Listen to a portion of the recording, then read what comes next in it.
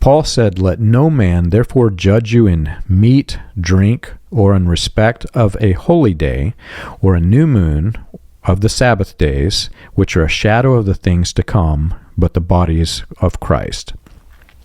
And I want to talk about the new moon, the holy day, and the meat and the drink, because it's actually very critical to understanding the majority of the cult's mindset against Christians celebrating Christmas, because it's quote unquote from the sun god.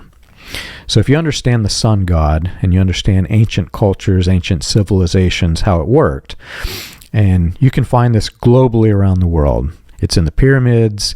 It's in the pyramids around the globe, not even just the Great Pyramid, but it's also in the Stonehenge. It's in various temples around the world. They celebrate the solstices, the times in which the sun is the strongest, because many of them were sun god cults, moon cults, and they measure the distance because it's related to their harvest. It's related to when you plant, when the crops grow, how well the crops are going to grow, etc. So that was a big part of their worship. Well, back then, worship of the deities was also tied to politics. So not only was it part of their culture as a civilization worshiping a pagan god, it was also part of the city. Each city would represent a god. So what would happen is whenever they would have these new moons or these Sabbaths, literally celebrating the birth of the sun god, they would have celebrations. It was a holy day. And Paul said, "Let no one tell you that you can't eat meat or drink inside of a holy day." Well, see, back then, the early Christians had a bigger conflict than we have because of William Branham, because they grew up in these religions that literally sacrificed human beings, and then they would feast after the sacrifice. And a large number of the sun god cults practice human sacrifice. It's a big deal, right? But as part of the celebration of the city, everybody's celebrating. And then there were these groups of Christians that tried to make themselves be holy on their own. In other words, not look to Jesus Christ to make you holy, but what can we do to become more holy than the rest of the city? And they would isolate themselves, and they would avoid eating with these holy days that everybody else in the city is. So here you've got this wide group of people who are potential converts to Christianity, and you've got this little group that's isolating themselves like a cult, and everybody else in the city is like, well, why would I want your religion? You guys are isolating yourselves like a extremist cult, more extreme than our cult. And it's even to the extent it's even no fun to be in your cult. So Paul comes along and he says, "Let no one tell you that you can't celebrate the holy day or the Sabbath or the new moons."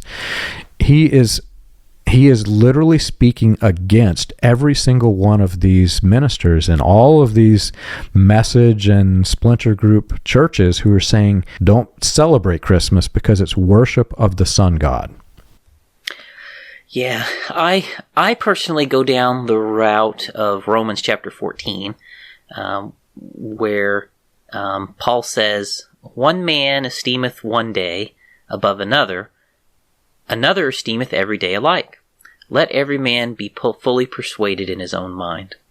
And I like that. Let every man be fully persuaded in his own mind. And I am of the belief that people can choose to do what they want to do, and it's none of my business.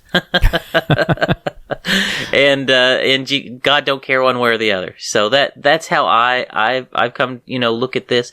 And Paul, again, just like you mentioned there in Colossians, in Romans 12, it's very clear.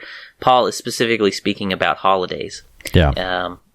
Let everyone be fully persuaded in his own mind. He that regardeth the day regards it unto the Lord. He that regards it not the day to the Lord, he doth not regard it. He that eateth to the Lord giveth the Lord thanks, and he that eateth not for the Lord. None of us lives or dies to himself, right? And so it goes on to say, so why judge your brother?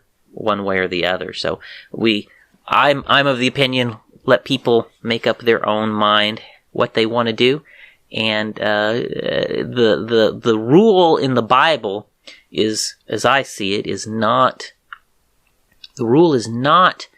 that Christmas is or should not be celebrated, should or should not be celebrated. The rule is people get to make up their own mind.